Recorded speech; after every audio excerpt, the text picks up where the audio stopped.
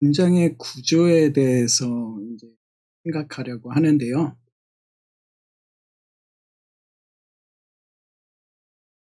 헬라어 문장이 어떻게 구성되어져 있는지, 헬라어 문장이 영어나 한국말과 좀 어떻게 다른지 같이 생각해 보려고 합니다.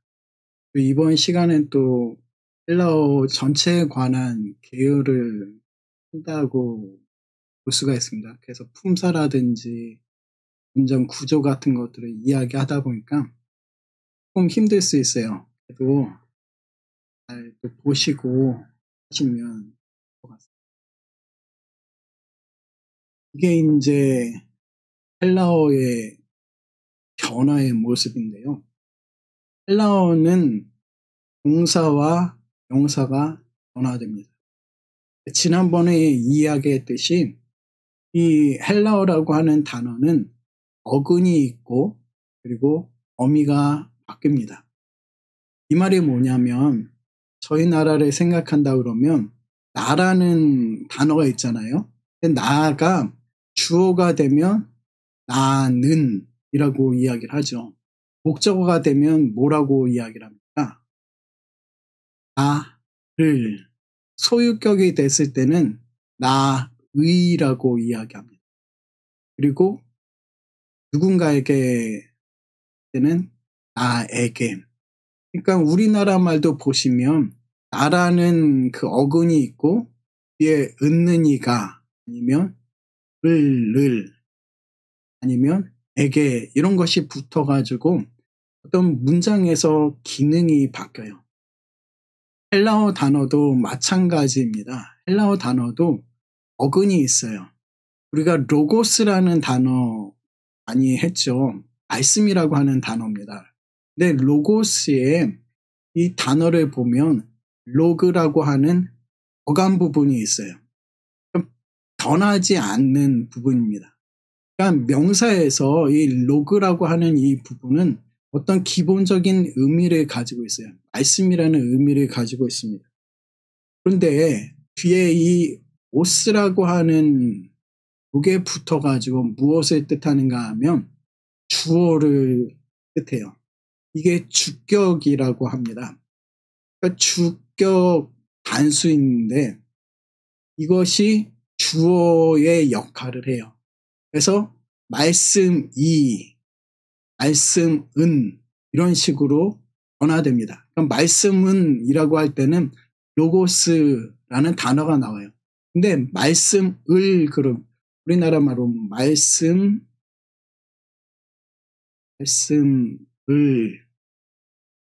글씨를 좀 못 써도 이해해 주시고 이게 말씀을 그러면 목적어죠. 목적어를 할 때는 로고스 하면 말씀을이 되지가 않아요. 뒤에가 바뀌어서 요걸로 바뀌어야 돼요.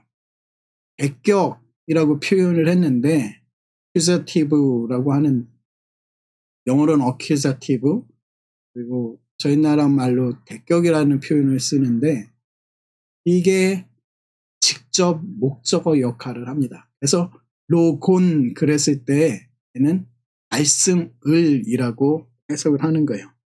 그러니까 지금 이 명사가 이런 식으로 바뀝니다. 오늘 이해하셔야 될 거는 헬라어는 어근이 있어서 어간이라고 표현했는데 이 어간이 있고 뒤에 어떤 어미가 있어서 언어를 일으킨다 라는 것을 기억하시면 돼요.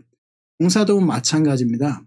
동사도 보시면 현재, 시제, 어간, 연결모음, 능동태, 인칭, 어미 이렇게 복잡하게 적혀 있잖아요. 우리나라 말을 만약에 한다 그러면 나는 밥을 지난번에 또 밥을 먹는 걸 좋아해가지고 먹었다 고 해봅시다. 저희 나라 말이 먹었다 그러면 과거를 뜻하잖아요. 그럼 먹었다예요. 그럼 현재는 뭐라고 씁니까? 밥을 지금 먹는다. 이렇게 하죠. 그러면 미래에는 뭐라고 하죠? 내일 나는 밥을 먹을 이렇게 하잖아요. 저희 나라 말도 보시면 여기서 먹은 바뀌지 않아요. 이렇게 뭔가를 집어넣는 행위는 바뀌지 않습니다. 간 부분이에요. 그리고 과거에는 먹었다. 현재는 먹는다. 내일은 을 것이다. 이런 식으로 붙어요.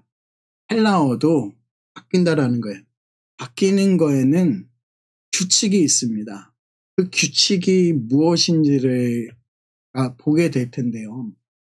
그러니까 지금 루오가 이제 풀다라는 단어입니다. 근데 보시면 루오멘, 루에테, 루는 바뀌지 않아요.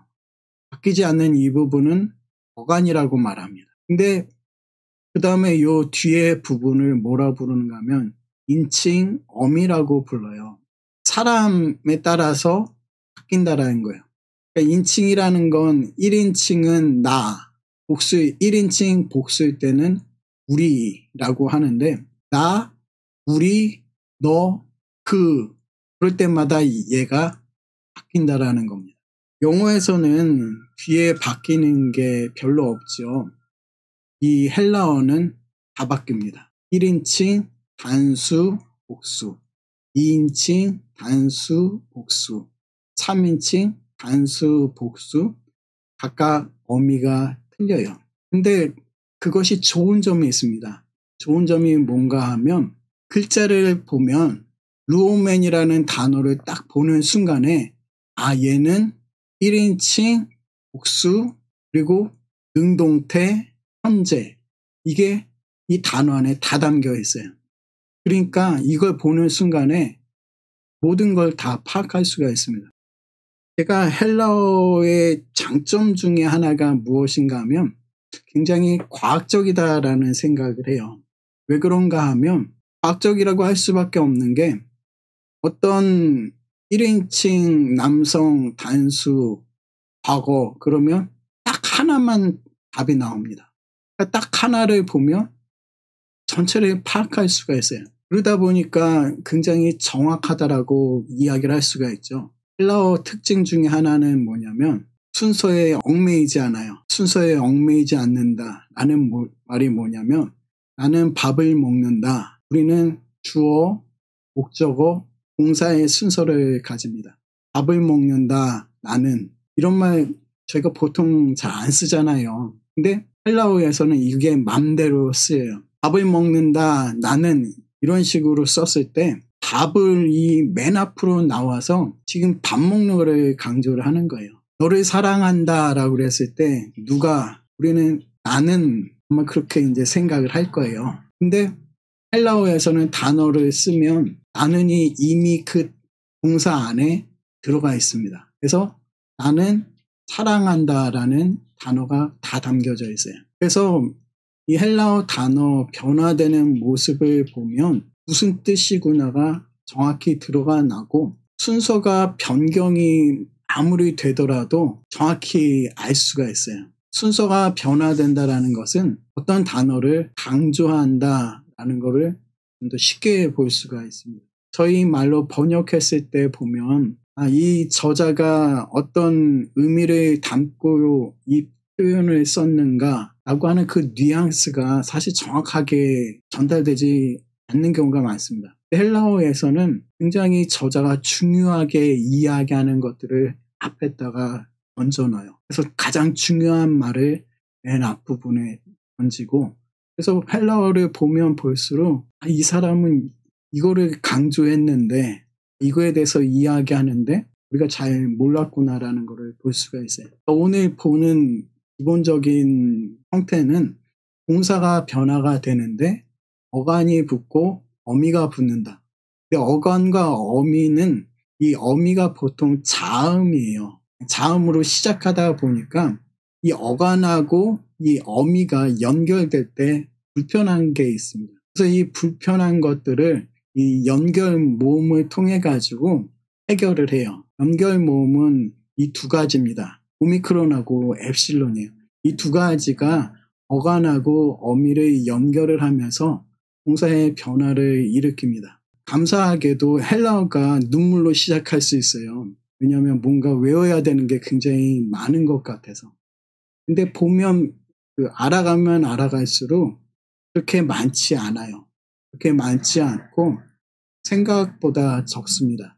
그거를 눈에 익히면 헬라어가 이거구나 라는 걸 볼 수가 있어요.